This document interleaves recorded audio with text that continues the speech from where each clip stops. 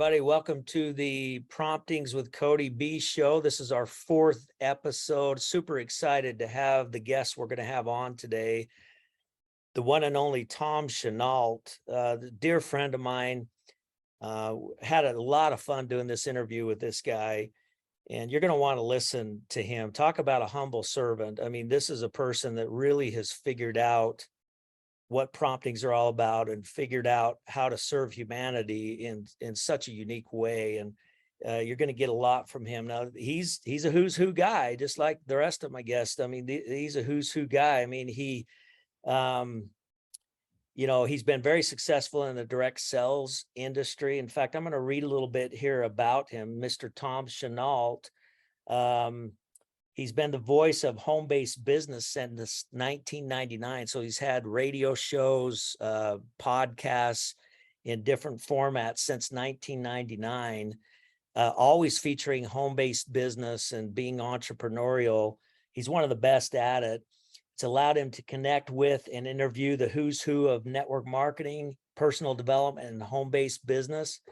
His past guests have included Donald Trump, Mark Victor Hansen, Les Brown, Robert Kiyosaki. I mean, he's interviewed some major folks, and virtually every successful network marketer and trainer in the profession has been on his shows at one time or another. He's spoken from the stage at GoPro twice, at the ANMP convention many times. He's one of the top earners in his network marketing company, and he's been that for more than 20 years. He's definitely a who's who guy, but he's a humble servant. He attributes his success to a concept that he calls contact mapping. And he's positive that it's been the main reason for his success in business and in life.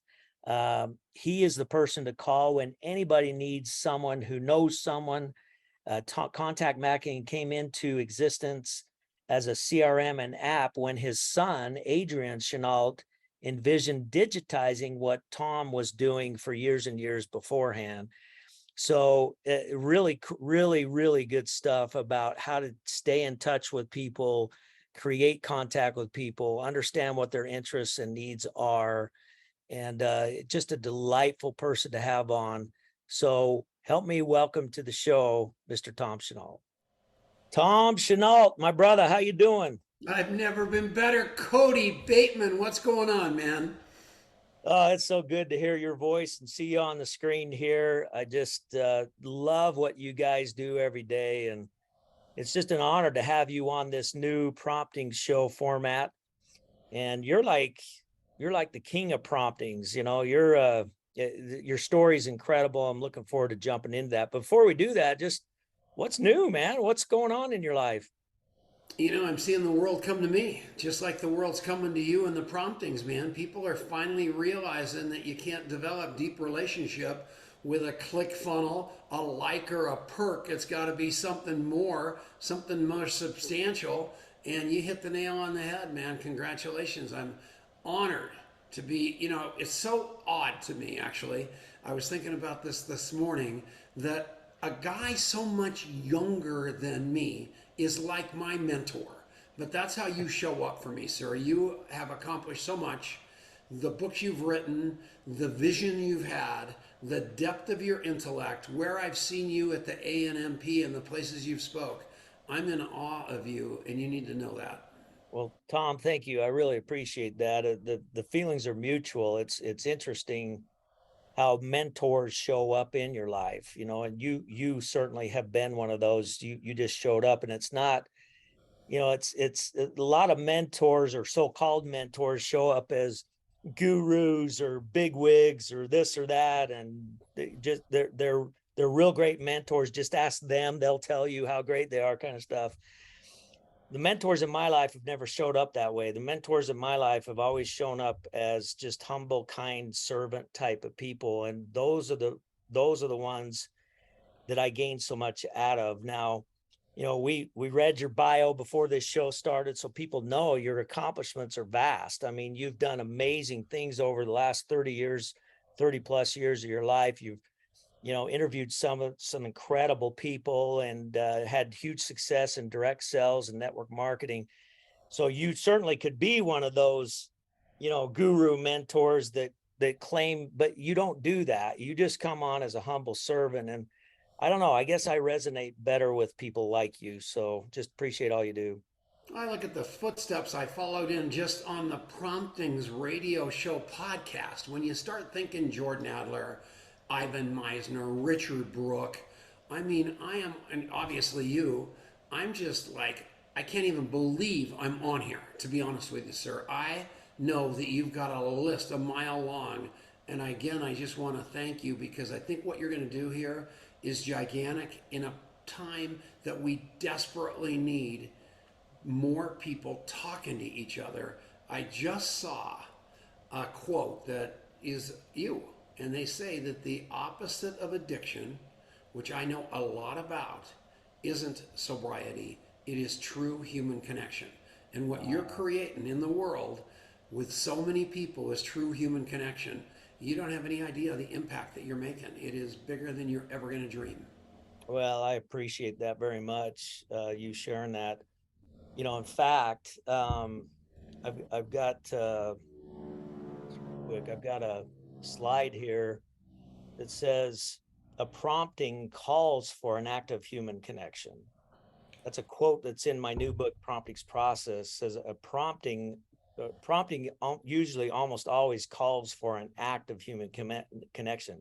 Like, I should reach out and say hi to somebody, or I should thank somebody, or wish somebody a happy birthday, or tell someone I'm thinking about them. Is everything okay? Those are all promptings to reach out and create human connection.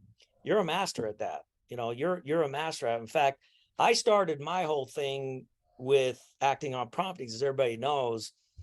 You kind of did the same thing throughout your career, where everything to you became about what you call contact mapping. And contact mapping is about, I'm going to find out everything I can about an individual, keep good notes on them so that I might serve them better and be prompted to serve them better. So we're on the same mission. We always have been. I start with promptings, and the byproduct is a contact manager. You start with a contact management system that helps you with the prompting. So it's kind of simultaneous. I think that's part of the reason we've resonated the way we have over the years. Here's what I know for sure. What you like most about me is what I remember about you. And I think that's like every human being on the planet.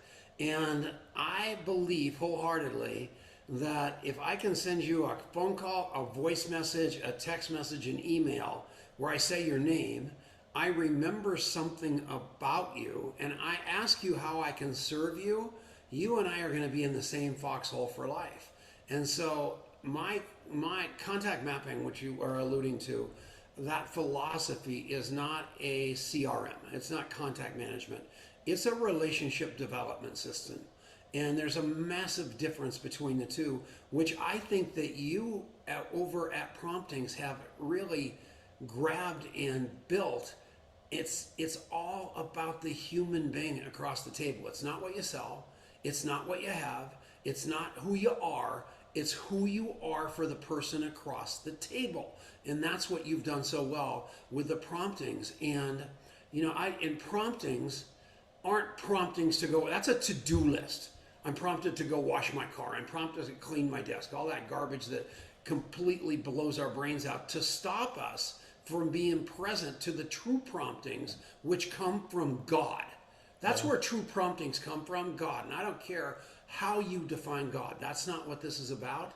It's that feeling that all of a sudden you've got this absolute urge to reach out to somebody, to make their day better, to have them feel better about their life than they did before they talked to you.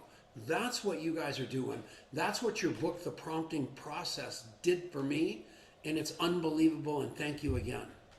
Yeah, that's great. As I listen to you talk about that, I can't help but think of, you make sure that when you're introduced, you always mention your sobriety.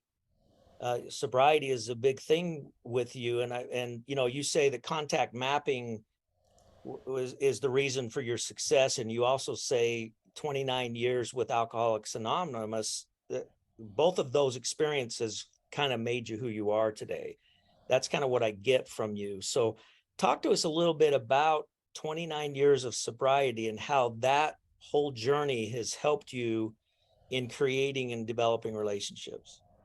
Well, I finally realized at age 37, my income at age 37 annually was about $900,000 a year, which today would be about 4 million. And Wow. I was a very, very arrogant, very self-absorbed, narcissistic stockbroker who was at the top of the ladder. I mean, I had cars, I had everything, and I'm standing at the top of that ladder with 2 DUIs, 2 disturbing the peace, cheating on my wife, cheating on my business partners, a horrible human being. But I was at the top of the ladder until I realized I was indeed at the top of the ladder, but I had it leaned against the wrong wall. And so what happened was, unfortunately or fortunately, however you want to cut it, I had to go all the way down that ladder in order to climb all the way up. But I was so miserable at the top of that other ladder with all my stuff and no human connection.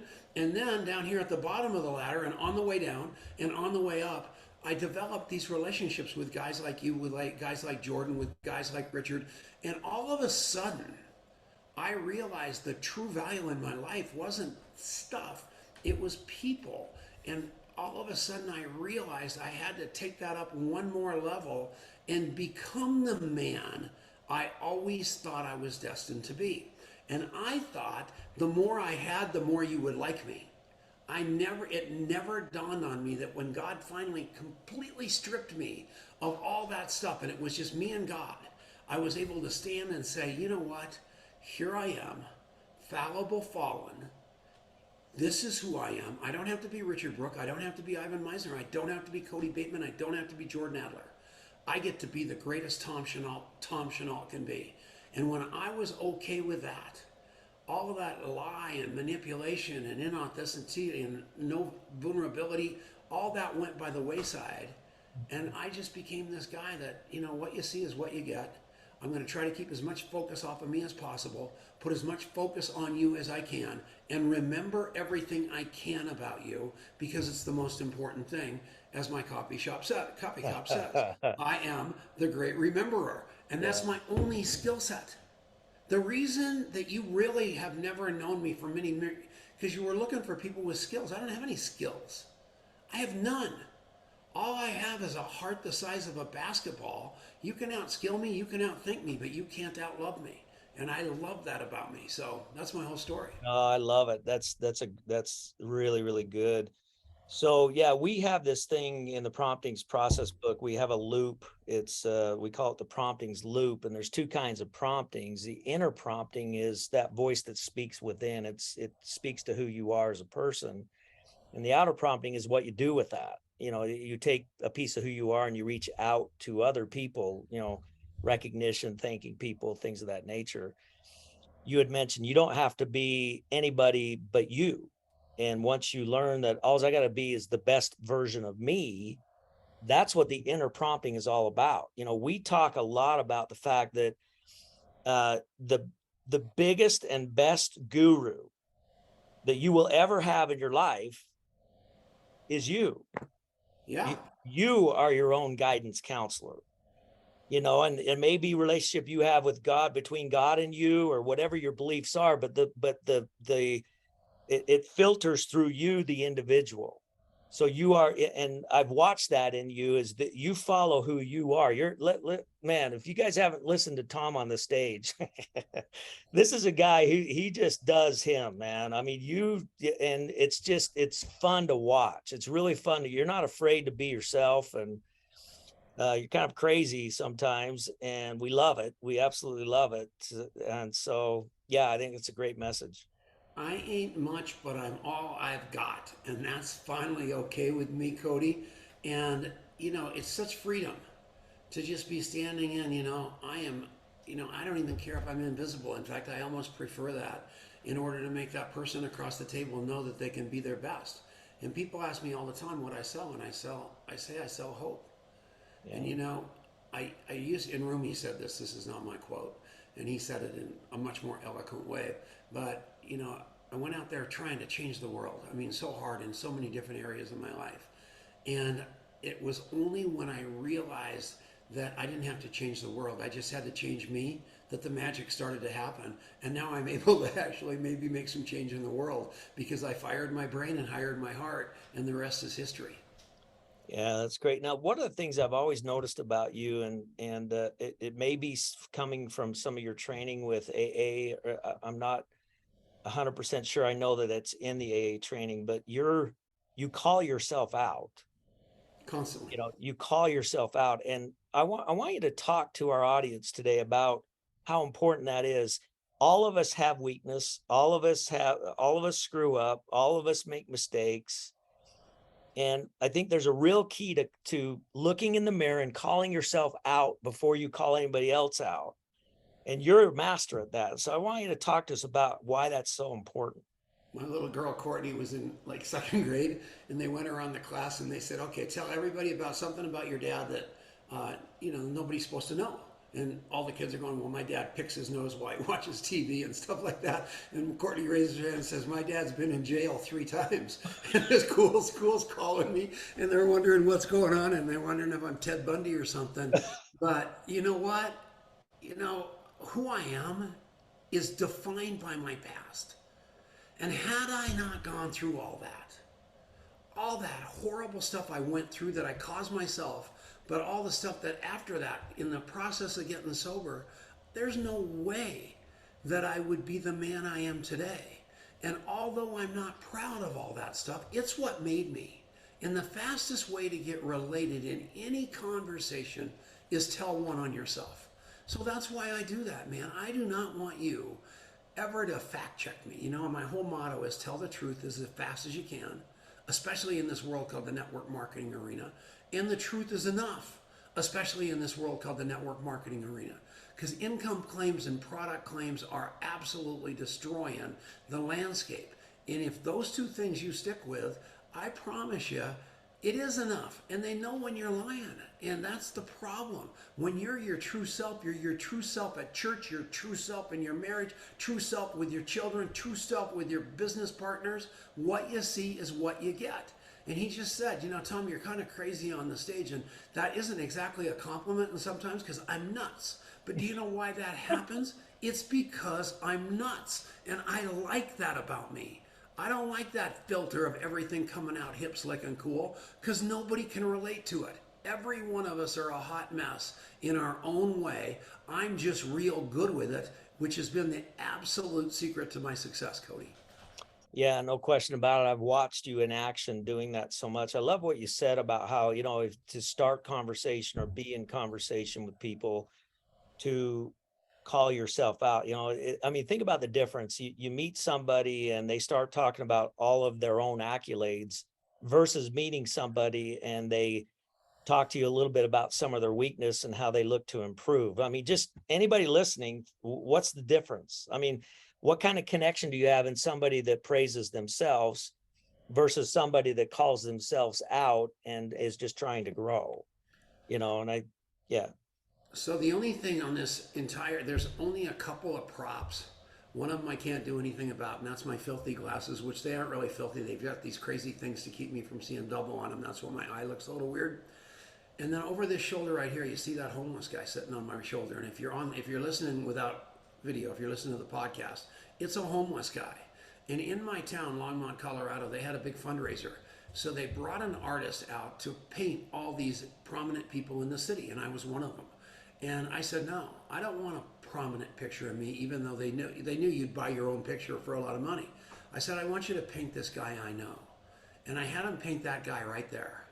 Because I paid a lot of money for that, more than they wanted for it. And it will never not be right here. Because that guy reminds me of where I was. And I don't ever want to go back there again. And I want him to remind me over my shoulder on every one of these things that I'm not half as hip, slick, and cool as my paycheck is trying to tell me I am. Yeah. So I have that guy right there all the time to keep me from even thinking about big time in you, because it doesn't play. But our ego on this shoulder always wants to take over, and I just refuse to let that happen. Does that make sense? Well, it does. In fact, that whole talk about ego, ego Yeah, I've heard all kinds of different people talk about ego. You have to have some of it. You can't have too much of it. There's got to be some kind of balance. And there's all kinds of theory about it. But talk to us a little bit about ego, especially in the direct sales industry. So direct sales, network marketing, affiliate marketing, influencer marketing, all these people on social media with 500,000 or 1 million followers now, and everything's about how neat and great they are. So ego is a big, what should I say? Ego is it's a big temptation, if you will, in the industry that you and I are in. It's a big temptation because you get a lot of attention, you get recognition. On the one hand, in our industry, we want to recognize people for their accomplishments. On the other hand, people get recognized so much, their ego kind of gets away from them. How do people create a better balance of that? I think there's a massive, massive amount of difference between self-esteem and ego. And the acronym for ego is edging God out. Okay. And the lower your self-esteem, the higher your ego. Your ego is trying to make people believe you're something that you're not. You're edging God out. If you're standing in strong self-esteem, and no matter how low it is, because you're always working on it, and what you're trying to do is get that teeter-totter to not be like all ego. When I was drinking, I was all ego. I was all big ranch, no cattle. I had to blow everything up because I didn't want you to see the true me. Today, I want you to see the true me. And that's the self, and the true me, I just told you a bunch of stuff about me, that's crazy stuff. That's because I have so much self-esteem that I'm okay with it, so that forces you to be okay with it. Now, if I was trying to deal from ego, it would be a whole different ballgame. I would be diverting your attention to things that I don't have. So right now I'm talking about how great I am. Let's just talk about this for a second. What I'm trying to do, my ego is trying to get me to talk about that versus how much you noticed my eye being all squirrely, or maybe I need to lose a little bit of weight, or maybe my neck's a little wrinkled, or whatever it is I'm trying to divert the attention away from. That's what our ego does. It's always trying to push the attention away from this unbelievable human being that God made. And if you can just be with the way you are, your self-esteem is going to go up, that ego is going to go down, and people are actually going to like you better. I love that definition you gave of ego. I got to write that down before I forget it. Ego is about big ranch with no cattle. That's good. Yeah, that is real right. Good. A big ranch with no cattle. Yeah, that's great stuff. Well, listen, I've got a couple of things in the book where I talk about what promptings do for people. And I'm going to put it up on the screen right now so people can read along when I say it. I want you to, if you would, just kind of listen to what promptings do for people. And then I just want you to respond to this. So we'll put this up on the screen. It says promptings, there's several things here. Promptings are intuitive thoughts that come from within. Promptings always guide you to positive action. Promptings are prompt. They come and go quickly, so you need to act quickly. Promptings are not to be analyzed, they're to be acted upon. When you act on promptings, you receive more of them. Promptings will guide you to your genius within, and promptings will guide you to make the difference you were meant to make. Now we'll come back full screen now. We got Tom back. Talk to us a little bit about what went through your mind as I read off that list. So I have a reputation, Kody. And the reputation is this: there is no difference, there is no distance in Tom Chenault's life between thought and send. And what that means is if I think about you, I hit send. And I'll call you at 3 o'clock in the morning because God told me to. And lots of people say, well, what if they answer the phone? I say, if they answer the phone and say, why the hell are you calling me? I go, that isn't the big question here. The big question is why did you answer? Because I'm just telling you, God told me to call those people. 100% of my life is promptings. Contact mapping was built because of what Kody's life work has been, is acting upon those promptings and reminding yourself. Because there's a lot, if I've got 16,000 people in my phone. So if I acted on every prompting all the time, I'd probably be way behind the 8 ball, and I would get all out of whack about how that was going to go down. The reason I built contact mapping with my son Adrian, he built it, I just take credit for it. But here's the deal. The reason I did it was because of the promptings. Because I wanted to be totally in step with the way the universe wanted me to drive my life. And the way that the universe wants me to drive my life is with my heart, not my head. That's really good.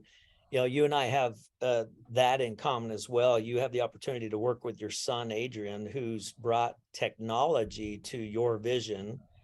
And I'm the same way. I have a son who's now the head of our information technology services here at Promptings, which is vast. It's a massive amount of technology that he oversees. And, he's been working the last 12 years of his life preparing himself to take the realm there. And it's really cool to watch my son take the vision and create the technology around the vision. And again, you have the same experience with Adrian. It's kind of fun to work with our kids, isn't it? It's the greatest thing on earth. And what's really exciting about it is you see that they grew up with you and they got all your attributes, but they were smart enough not to take on your frailties. And so, that's beautiful, I think. Yeah. You were, Tom, you're kind of a jerk to some people. I'm not going to be that when I grow up. Tom, you're really, really good at this, this, and this. I'm going to be that when I grow up. And I know that's the same thing that happened with your little boy. And I've met him, you know that. I came out and saw him. I mean, he's an unbelievable kid. He's brilliant. But why he's brilliant is because he took all the great from his dad and he digitized it into this great company called Promptings versus what Kody was doing with it, which is naming it about 45 different things and chasing people all around the world. Touche. That's good. Oh, that's funny. Well, in my case, all of my kids are much better versions of me. That is for sure. That's what I mean. And it's kind of, I'm honored to be able to say that. It's incredible. And then they have kids. I've got 10 grandkids now, and to watch our grandchildren. Boy, these children come into the world today. It just seems to me spiritually that the children today are just at a different level. They come into the world just at I don't even know how to put it into words, but just at a much different spiritual, loving nature. Brilliant, just brilliant. It's kind of fun to watch that. So we got to be on our best behavior because these kids coming up are much better versions, and they're strong, and we have to leave the world and do as much as we can to put positive vibration in this world for our kids to be able to grow up in. I think it's real important. Here's what I think about that. I think that you and I, and a couple of generations after us and a couple of generations before us, were raised to believe that success was predicated on have. And the events of the world have changed that for these kids coming up. And the entire focus of their life is to be. They're going to become something instead of have something. And as a result, they're deeper thinkers, they're more spiritual, and things mean more to them in the realm of spirituality and everything else than the stuff, all that garbage that we thought was going to make us happy. They saw it didn't make us happy. They saw us working 24 hours a day and said, they got the boat in the car, but they're not that happy. And I think that's what's beautiful about these kids coming up is they've got their priorities set up without getting their faces knocked off. Don't you think? Oh, absolutely. In fact, I hear all the time from my kids, their friends, people, younger people, in their late teens, early 20s, 20 somethings, early 30 somethings, in that whole area. I hear all the time from that group of people that they're looking for a cause. They're looking for a mission. They're looking for something bigger than themselves that they can be involved with to make impact or difference in the world. I wasn't saying that in my 20s. I wanted to be Mr. Successful Man, and yeah, I mean, it seems to be a common thread. And you and I have always been about mission, but we kind of headlined with other things. And these kids coming up today, the headline is the mission. And I think that's it's enlightening to be able to see that. What's disturbing to me about that is I'm 71 years old.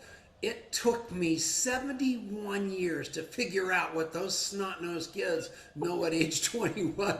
Life just isn't fair, Kody. Yeah. That guy's the happy. That guy right there is probably happier than I am. That's what's so crazy. Because he's just completely, and he's still alive, he's still sober. That's a coffee cup in his hand. He's still a dear friend of mine. And people would look at him, he still looks just like that, and say, that guy's a bum. And I'm telling you, that guy is the most peaceful, serene guy I know. He's got nothing on the exterior and everything on the interior. And that's what I want to be when I grow up. Yeah, that's beautiful.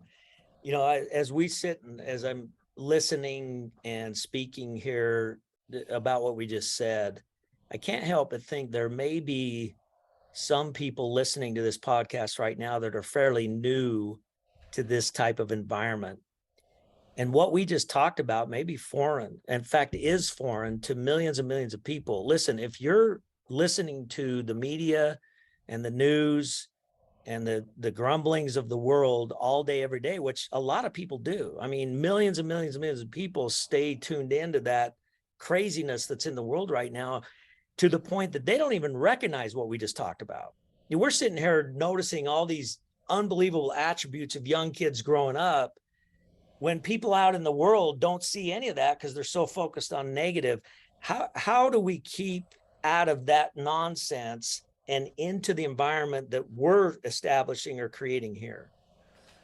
I constantly tell people that I don't mind if you think globally and you watch the TV and you listen to all that garbage one way or the other, as long as you are really, really working in your own community, you're working in your own family, you're working on yourself, and you're propagating happiness, hope, and love versus divisiveness, maybe judgment, and maybe even violence. And we're in a time right now where it's dangerous because those people are getting louder and louder, and there's no way to stop that noise through social media other than people like us fighting back, not with swords, but with magic dust called love, and really, really letting people understand that it doesn't make any sense to win when you ultimately lose. When somebody has to lose in order for you to win, try it put magic dust on it and have everybody win, and make that your focus today. Make that your focus in your neighborhood, in your family, everything else. And all of a sudden, you're going to start changing people around you. They're going to change people around them. And it's going to grow outward like that versus the way it's growing outward like that with all these people standing on the side of the roads with their violent and agenda-driven signs. Nobody's right here. That's the problem. Yeah. Nobody's right. Leave it to love. That's all I want you to do. Yeah, really, really good stuff. Well, listen, as we conclude, I want people to be able to get to your information. You joked with me about, changing names 100 times and stuff. That, I'll have to give it back to you. Let's see. You've had these radio shows and podcasts. Well, I have to tell you something hysterical. Wait a minute. This is even funnier. So I changed my radio show like 50 times.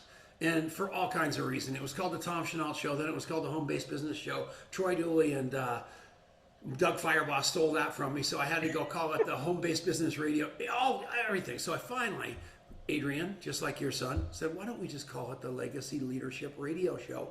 Legacy, you and I, leadership, you and I, radio, because we're actually a radio show, and call it that, Dad. And I'm going, great. So he goes, so we did that, right? So we rebrand everything like you did with the Promptings. We go in my office, and I own an office building. It's beautiful. It's got this beautiful whiteboard wall and all the trophies I've ever won. My son goes, this looks like a tombstone or something, Dad. Can we take down all those things? So what we did was we took down all the stuff off the wall. So they're all blank. And one of my famous things that if you come to visit me in my beautiful home here in Longmont, chances are we're going to hop in the bathtub and we're going to take a picture together. So you and I will be in the bathtub. Jeff Roberti, Denny Robinson, Richard Brooke, Jordan Adler. I have bathtub pictures of all of them. So I had them all framed. So now when you walk in my office, it's just a whole wall of people in the bathtub with me. All because of these kids thinking like that. So it's called the Legacy Leadership Radio Show. And we want you to come to Longmont and visit us. We have a whole building and we're set for contact mapping. And if you're looking for me, you go to contactmapping.com. And all it is a knockoff of Promptings because I stole it all from Kody Bateman. So there you have it. Go to contactmapping.com, and I highly recommend that you go to Legacy Leadership Radio Show. Now, is that the URL? They just go to that? Yeah, that's what. So if you go to Legacy, and we'll put this up on the screen too. If you go to legacyleadershipradioshow.com, you'll be able to follow the instructions and get access and subscribe to this radio show. I highly recommend that. These two guys. This is Tom and his son Adrian. They interview different people coming in there. I think I've been on that show once or twice, and which is an honor to be on there because I love how your son kind of calls you out time to time through the constantly. In fact, I interviewed Jordan Adler a couple of days ago, and he said, "Dad, stop trying to be so funny all the time. It's distracting." That was the first thing he said to me yesterday when we interviewed Jordan. So, I had to act like a hamburger the whole time and let those guys act like they had some brains, but it worked out pretty good. Tom Chenault, everybody, appreciate you being on with us. And again, I remember when we first made the decision we were going to create the Promptings with Kody B show. We ran the relationship marketing show for years. We still run our relationship marketing podcast on our YouTube channel and whatnot, so people can go access that. But the new version here is all about promptings. And when we first started Promptings with Kody B, instantly 4 names came to my mind, and those 4 have now been interviewed. So it was Jordan Adler, Ivan Meisner, Richard Brook, and Tom Chenault. You are the 4 guys that in my mind are the epitome of living the Promptings process. Love you guys. Appreciate all that you do for everybody. Any final words of wisdom before we tune out? Yeah, don't look at people like prospects. Look at them like human beings that you can contribute to. Drop them off right where they want to be. Make your agenda their agenda, and you are going to be the absolute winner of every conversation you have, even though they won too. That's my final statement. There you have it. Thanks everybody for tuning in. Thank you, Tom, for being with us today, and we'll see you next week on another episode. So have a great week, everybody. Take care now.